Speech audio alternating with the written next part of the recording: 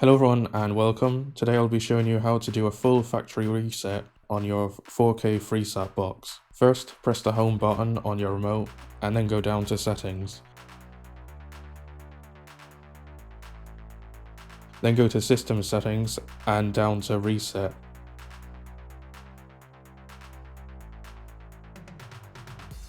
Then select full factory reset. Enter your PIN, which by default is 4 zeros, so 0000. You'll get a message asking you to confirm. Just press continue and your box will reset. I'm not going to do this because I don't want to reset my Freesat box, but if you press continue, your box will restart and you'll be asked to go through the initial setup process like when you first got your Freesat box. But that's it. That's how to fully reset your 4K Freesat box. Thanks very much for watching and I'll see you in my next video.